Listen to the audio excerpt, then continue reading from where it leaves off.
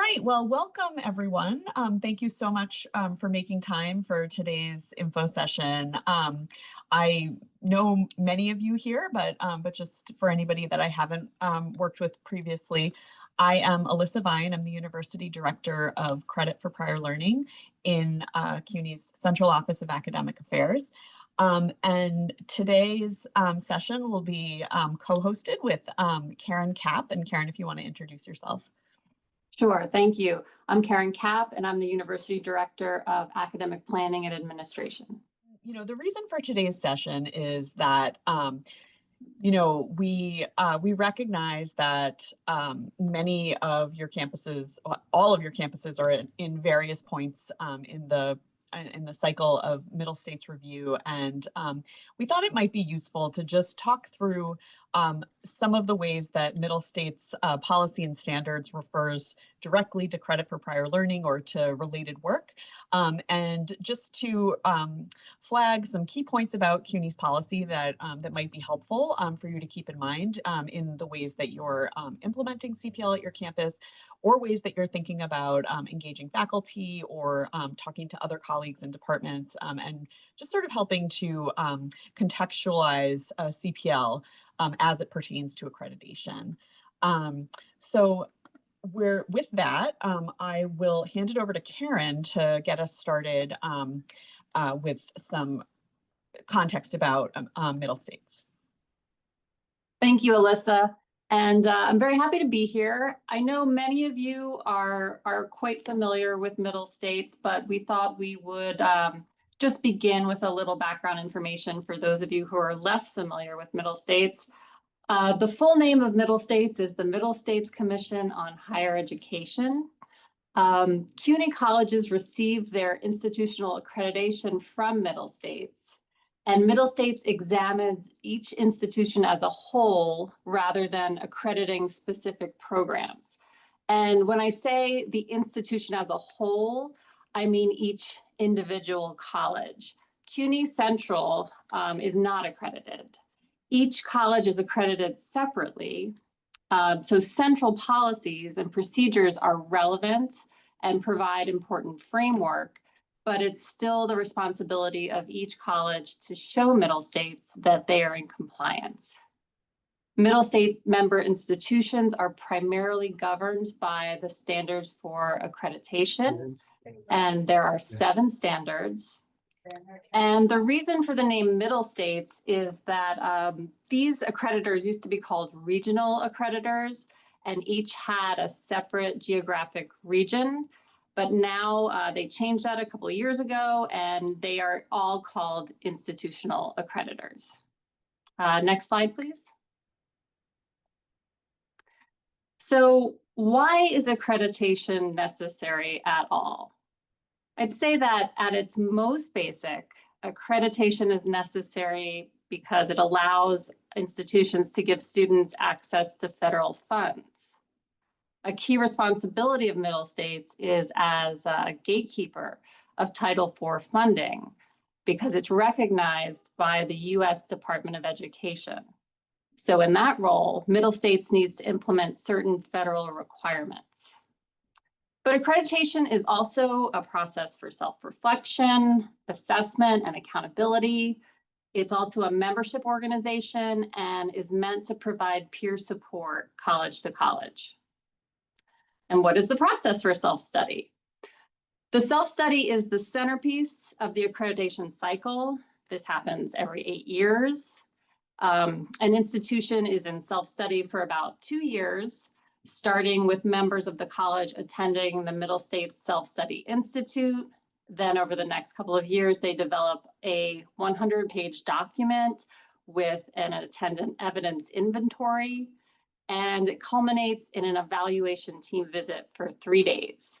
And this is a group of peer institutions who come to your campus for 3 days to visit and talk about the information you've presented in the self-study. But even though there's this 8-year cycle, it's not really something that just happens every 8 years. The work of the self-study should be happening continuously, not just the 2 years before it's due. And there are also other events and requirements.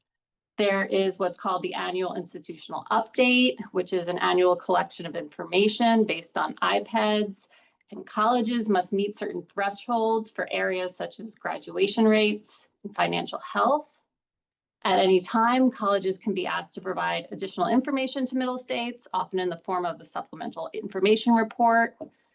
And there's often, paperwork that has to be filed for other kinds of things, such as to document major changes at a college. For some things you need pre-approval, others not. You might have to submit what's called a substantive change. And who can you connect with about accreditation at your college? I'd say the most important person you want to try to get to know at your own college in terms of Middle States is the Accreditation Liaison Officer, or ALO. This person serves the role as the point person between Middle States and your college. It usually is the point person during the self-study and the main contact with Middle State. We have a CUNY Middle States Council that's made up of ALOs. And if you don't know your ALO, you can look on our Middle States CUNY website or Middle States' own website. But this doesn't mean that the ALO is responsible for accreditation. This is truly something that the entire college is responsible for. Ultimately, the president is responsible for this. The provost is very involved, finance, institutional research. Really, this should be an open and wide-ranging process that everyone is aware of. Next slide, please. Okay, so really, what does Middle States say about credit for prior learning? As we said before, the primary document is called the Standards for Accreditation with the 7 standards. And I'd say the place where CPL is mentioned most prominently is in Standard 4, which is the support of the student experience. And you can see here on the slide that there's an excerpt talking about what Middle States looks for and expects from our colleges, fair and transparent policies and procedures regarding evaluation and acceptance of transfer credits, credits awarded through experiential learning, prior non-academic learning, competency-based assessment, and other alternative learning approaches. So that's embedded in what they're looking for in their standards, what they expect from colleges. While they don't dictate exactly what your policy should be, they do expect that there is a policy and that it's easy to find, it's open, and consistent. In addition to the standards for accreditation, Middle States has lots of policies, procedures, and guidelines, and this provides more details about their expectations about CPL. And you can see here that they talk specifically about being clear about what the decision-making process is on the acceptance or denial of credit for learning experiences, that they expect it to be clearly articulated, consistent, and transparent, that they look for MOUs or articulation agreements with other institutions. And it's important to provide transparency to students to assist in the process and to minimize the loss of credits for students. They're hoping that our institutions make transfer of credit and prior learning decisions that provide maximum consideration for students. And that's key. This is something they're looking for us to do. We come up with our own policies, but when they come to visit, when they see our self-study, they want to see that we really are student-focused and student-centered about this. Next slide, please. Okay, so this kind of wraps up what we just talked about a little bit. Middle States says that colleges should address the decision-making process, develop policies and procedures that are clearly articulated, consistent, and transparent, enter into articulation agreements or MOUs, and provide maximum consideration for the student who has demonstrated learning in non-traditional formats. And they're very open and encouraging about awarding credit in all these different forms. So they say that colleges can award credit for experiential learning, prior non-academic learning, competency-based assessment, and other alternative learning approaches. Thanks, Karen. That's very helpful framing. And, I think that the reason that we decided to include this slide that might seem a little redundant with the one before, but we just wanted to pull out really clearly what Middle State says. And now we're going to walk through some elements of the CUNY policy so that we can sort of explain how the CUNY policy can be a helpful frame for colleges to ensure that your CPL program actually is doing what Middle States is expecting of the college. So the CPL policy was definitely designed to provide colleges with a framework that would be right where you need to be in terms of Middle States. I think that it's important to understand the different mechanisms that our policy encourages colleges to use. Standardized exams are required of all colleges. It is mandated that colleges award credit for the exam programs that are noted in the policy. And the decision about what the actual credit award is made at the academic department level by faculty, but qualifying scores must receive credit. Colleges may award credit for non-collegiate learning. So this kind of goes back to the Middle States policy language around MOUs and articulation agreements, and the idea that colleges can evaluate learning experiences offered by non-academic institutions or other academic institutions, continuing ed programs, military training programs, workplace training programs, et cetera, and determine appropriate credit awards for those experiences. The policy also allows colleges to offer portfolio assessment and challenge exams. So those are the four mechanisms that are named in CUNY's policy, and you can see how those sort of tie back to the expectations and what Middle States would like to see colleges awarding credit for. A few key components of the policy that are useful to know in detail. On the left here, I have sort of that dense policy language, and then again, we've just tried to boil it down on the right-hand side. The Middle States standards and policies note that we should be really clear about decision-making, and CUNY's policy does say quite clearly that decision-making about credit for prior learning is the purview of faculty at the academic department level. The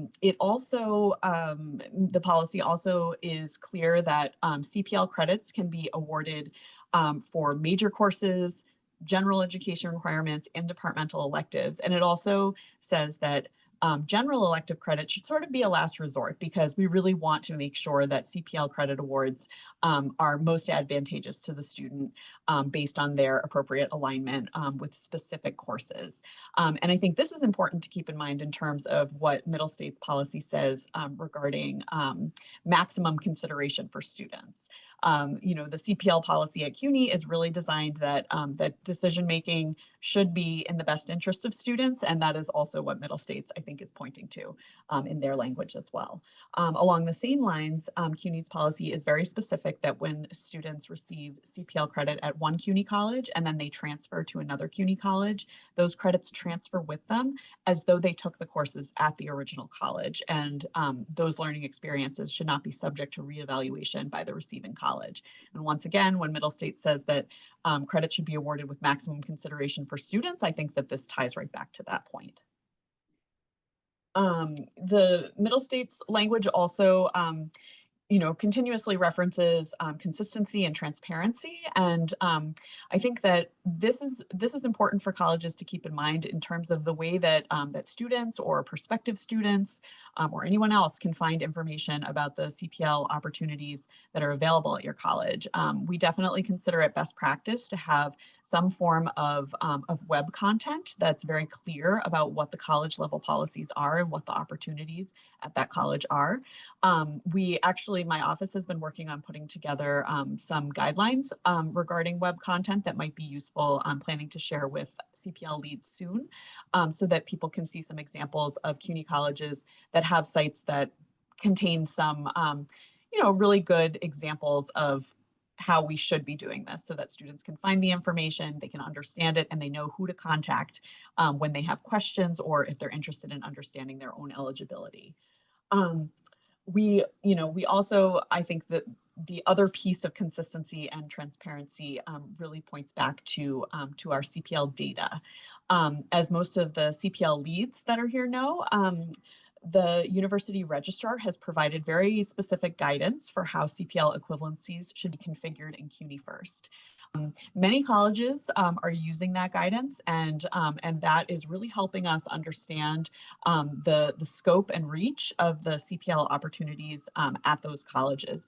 I know that some colleges have not moved to configure their equivalencies using that guidance. And I think that if colleges are running into problems making that transition, I think pointing back to the fact that that Middle States expects transparency and consistency might be a good way to engage that conversation.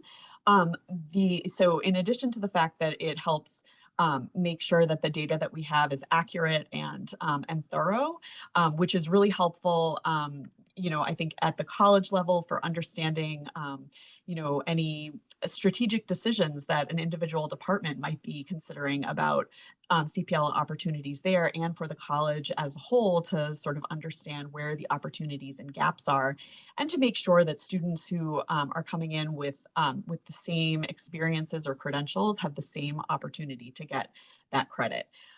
The other piece of doing that configuration work according to the university guidance is that CPL data that's configured according to these requirements will be searchable in Transfer Explorer.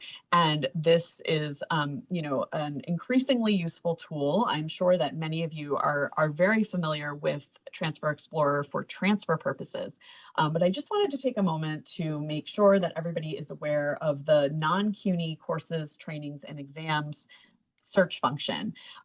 Using this search function, according to the different learning experiences that a given college has evaluated and configured equivalencies for, anybody on, it's a public facing searchable database, anybody could search and see, like the example here of the CompTIA A+ certification, they would be able to see how each college at CUNY awards credit for any given certification or training.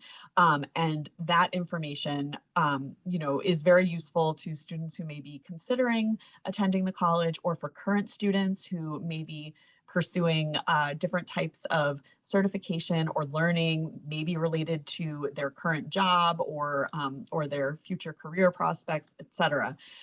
The other really useful function of Transfer Explorer for CPL purposes, and I think also for, again, sort of engaging that discussion on your campus about the relevance of CPL as it pertains to Middle States accreditation, is that there's a lot of really interesting work across the university happening with credit for prior learning, and Transfer Explorer can be a good way of understanding how learning experiences that have been evaluated by other campuses are already transferring to your college. So, for example, if you were interested in understanding how the course that would be a CIS 165 at BMCC, how that course is already transferring to your campus, what credit students are receiving at your campus, that kind of folds back to the original purpose of TREX to sort of see how those credits transfer.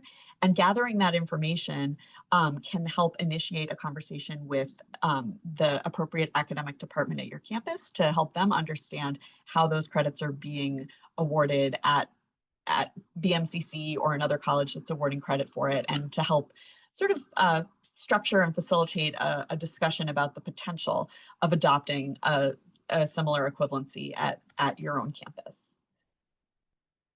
So to just sort of recap what we've covered so far in today's discussion, I won't go through this all again in detail, but we will be sharing this deck after the session. And I think that when you're thinking about the policies and standards associated with middle states, I think that there are really clear examples on the CUNY policy side of how our CPL policy is there to help and to direct the conversation and the work at the campus level to make sure that the CPL opportunities and the programs that you're putting in place will tie back to the expectations that Middle States has for this area of your academic work.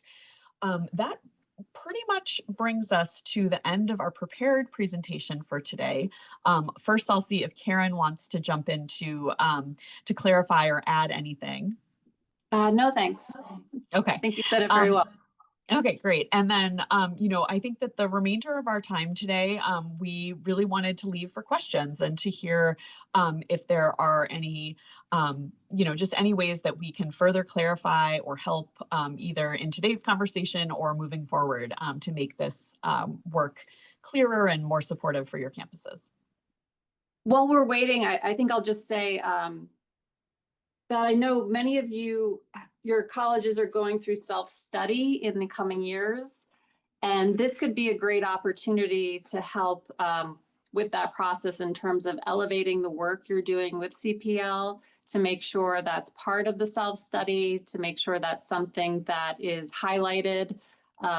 It's a great time to sort of ensure that that's something that the people who are doing the self-study at your campus are aware of. First, I want to thank both of you before any questions for an excellent presentation that really combines the work that we're doing in CUNY around a credit for prior learning and obviously Middle States standards and requirements. So thank you both of you for preparing such an excellent and thorough presentation. Thank you, Gladys. Yeah, thank you. Alex, I think, has a question. Yes, go ahead, Alex. Hi, everybody. Many thanks, Alyssa and Karen, for this presentation. Really very helpful in highlighting some of the key issues here and sort of summarizing it, which is really great. I've been trying to think about how to approach CPL, particularly in terms of documentation for middle states. This is something we've been talking about here in the last couple of weeks. Excuse me, getting over a cold that will not go away.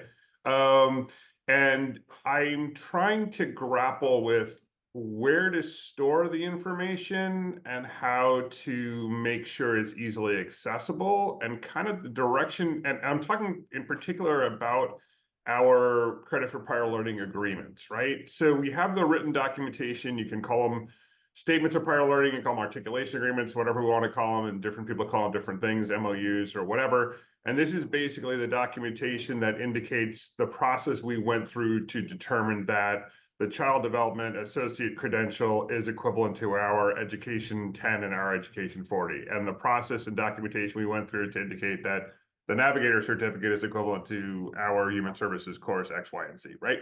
And so having this documentation is important, right? Because it shows the process that we went through. It shows how, faculty were involved in the process, the documentation that was involved, the academic review that was involved, all of those things. It's not something we want to be public facing per se, because it's confusing. And I wouldn't want anyone to read this if they didn't volunteer to do so. And it's not exactly what students need to see. Prospective students need to see, oh, this credential is going to get me this if I provide this, right? So we've got sort of the front-facing part of it, which we're working on, and then we have the documentation on the back end. And the back end documentation, we're thinking through all of these things. And one of the things this is kind of where I'm heading at the moment, as of this morning, because I was actually working on this morning, so the timing is fantastic, was basically to capture this in essentially like a team site on our campus where registrar has access, like is an OAA housed, we're housing in an OAA is what I'm thinking. We have an Excel sheet that indicates all the key information. It's in the team site. We have all the documentation of all the agreements and everything linked to that Excel sheet. Also the team site, it's accessible by registrar, the essential people who need to see it. and that's kind of where it would live. So that's sort of where I'm heading at the moment, and that would show all of that key information. Does that sound, my question is basically, does that sound like a reasonable approach? It shows our due diligence in terms of how we constructed these agreements and then how we're maintaining them, essentially. Yes, I think from the perspective of middle states, that would absolutely be a good approach. I think when you are putting together your self-study, that many of those documents should find their way into your evidence inventory around standard 4. So I think, making sure that the committee that's reviewing standard 4 has access to those documents would be key. I would also just, add to that, from a CPL perspective, I wonder if some of those articulation agreements would be of interest to house in like a more centralized repository, like in our CPL teams group, where other colleges could also take a look and understand the process by which one college went through to establish that relationship. And, I don't know if that's the full articulation agreement, or if it's some, and I think I've talked about this in other CPL settings before, just how we might want to make that information sort of a living tracking mechanism, so that if somebody else was interested in how you accomplish that for a particular learning experience, they would know who to contact and or have some like broad strokes. So that's a good idea for sort of me to take back, I think, and certainly interested to hear if anybody else has thoughts about sharing that that documentation in a way that could inform and help with future goals for different colleges. Good afternoon, everyone.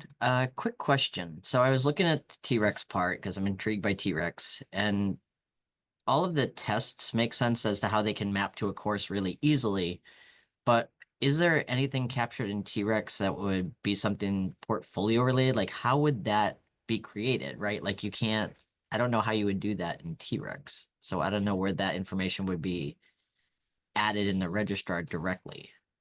That's a really good question, and it's actually an open question that we have with the University Registrar's Office that we are hoping to sort of solidify some guidance for the colleges on how to ensure that portfolio credits, that you're right, they don't fit into that guidance right now, that we can add like an additional layer of guidance for how those credits could be sort of tied back to your overall CPL data. So thank you for bringing that up, and we do intend to have more information about that pretty soon. Thank you. Go ahead, Alex. Sorry. No, by all means. Just following up on AJ's comment, I have on Transfer Explorer, and I know, or Alyssa knows, that we're working on making sure we have our equivalencies coded correctly, so we're getting picked up in Transfer Explorer, and that's a priority for us in the next couple months. The one question I had in terms of, or I have a suggestion in terms of Transfer Explorer and how it displays credit for prior learning. I've lodged this suggestion before, but I'm happy to forward the email to you, Alyssa, if you'd like. I think it gets buried. I think credit for prior learning gets buried on the main page in Transfer Explorer, and having it grouped together with non-CUNY coursework confuses me, and I don't think it's super clear. So I think the main page could break out non-CUNY coursework and then credit for prior learning, or call it trainings and exams, and that's fine, parentheses, credit for prior learning, because then you'd know where to go instead of having to click down a couple times on it, which I think is challenging for folks. At least it is for me. So I'm happy to forward that email with that suggestion if you have any ability to potentially make changes on that. Yeah, no, I think that's a good it's a good point and a good suggestion. Please do forward me the email. I'll also mention that there's like a few layers to the way that that this section of T-Rex incorporates CPL equivalencies. There's the sort of the search of trainings and exams, and then there are also like external org IDs established for each of the university's continuing ed programs, and then for each branch of the military. And those fall, at this point, those are sort of captured underneath the other non-CUNY sort of drop down that exists there. And a lot of, I would say not very many colleges are currently using those two, the military branches and the continuing ed external org IDs in their configuration of CPL equivalencies. But I think that there has been discussion about how we could sort of reorganize that to make sure that that's easier to find and understand for users. So I definitely take your point and encourage you to definitely send me that idea, and we will continue to sort of figure out ways that we could, especially as more colleges start to use those elements. Like at this point, pulling them out by themselves wouldn't produce a lot of useful content, but I think if we look forward to sort of next steps in this work, hopefully a CPL section or a CPL search function would be more comprehensive. And it's becoming more comprehensive all the time as more colleges are using the test ID guidance, but it's kind of a moving target right now, but definitely appreciate that thought, and we'll take it into consideration. Okay, so actually there is a good question that is from Wanda that was sent to me directly, but I'm going to share it into, well, I'll just read it back here because I think it's of use to everybody. You mentioned that courses should not be subject to reevaluation. Does that mean if a course received at a particular equivalent at one college must have the same equivalent at the transfer college? So I think the answer to that question is that the learning experience should not be subject to reevaluation in a way that would sort of roll back the impact or the benefit to the student. It should be treated the same as if the student took the initial course at the college and then transferred to another CUNY college. That being said, the way that course that transfers applies to the student's degree program depends on the college's offerings. It depends on the student, if the student is, continuing with that same major or making a change. So the application of that credit at the receiving college may be different for various reasons, but it just would be a situation where you wouldn't not award credit to the student if your institution hasn't evaluated that learning experience or exam or what have you that the student originally got credit for. The intention is that the transfer would be based on the course that they received the CPL credit for. Does that clarify? I'm seeing nodding heads, so I'll take that as a yes. But so, I think we can give, sometimes people need a minute to get their thoughts together or type in their question. So, we'll give folks another minute here, but I think that Karen, unless you or Gladys has anything else that you want to mention here, I think we can mostly just say thank you all for joining today. I hope that this was useful, and I hope that you, Sam, jump in. Sorry. No, don't apologize. This is more, it's not really a question necessarily. It's more of a comment. Just because one thing that stood out to me when you're going over all the middle states, guidelines and what have you, is that it's really, a lot of it is about documenting how the credit is granted, and sort of the policies around that. I do want to mention that I think, just from my remembering the last middle states that Hostos went through, I felt like it was sometimes hard to capture the CPL work in the different, I guess they're called standards or whatever, because a lot of it is sort of interdepartmental or even between divisions within the college. In other words, it's me talking to the faculty, but also to, SDM, admissions, continuing education. So it's sort of in between. People are reporting on what happens in their division or their department, but they're not necessarily reporting on what the collaboration that's happening between divisions or between departments in the college.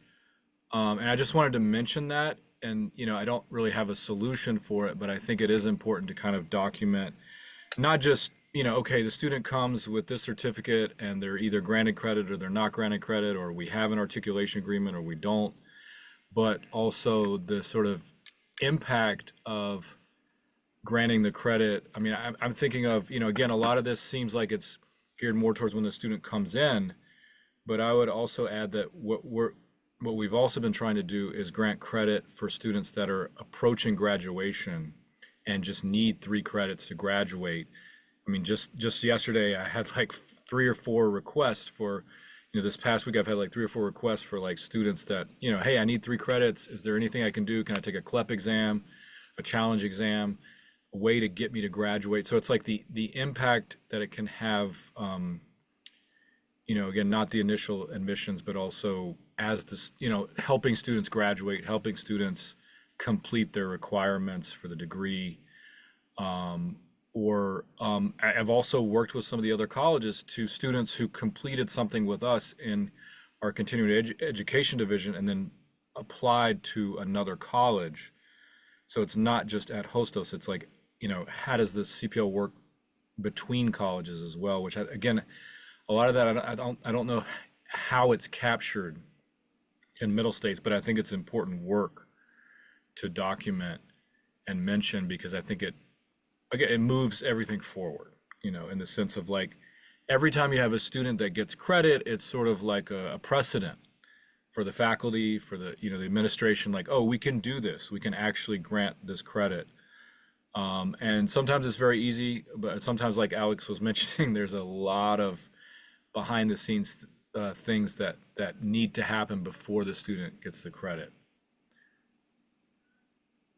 I think that's a very thoughtful comment, and you're right. It can be sometimes difficult to capture these kinds of intricacies and things that happen over several departments. I mean, the remedy, the solution is really that the colleges set up committees, usually around each of the 7 standards, and they're supposed to be trying to look at these kinds of things in all different ways. And the committee that would be looking at standard 4, I think, would be especially important in this case.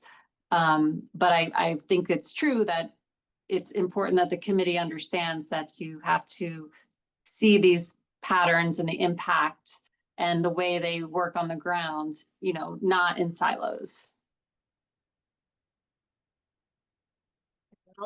I'll just add to that, just from the CPL perspective, it's a really good and a very important observation and point that it's called credit for prior learning, but it is not exclusively for learning that happened before a student enrolls at the college. It can be concurrent, it can be, there's a lot of different shapes that it can take. So so that's a good point for us to recognize across the board.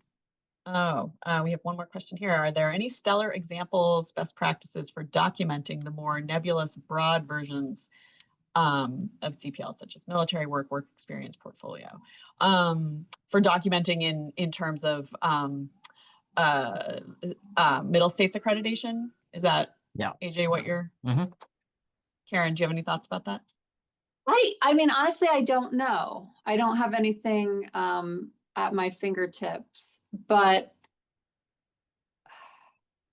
I mean, Middle States entertains so many different kinds of documentation, as long as it does uphold what it's looking for in terms of clarity and consistency. So I'm not sure it's necessary to track down one example to look towards. You can always, talk to your colleagues within CUNY to see if there are examples they want to share. But I would just, be a little bit hesitant to say, like, this is the one example, because it can come in all different kinds of forms, and Middle States will find it to be completely fine as long as it upholds those characteristics it's looking for.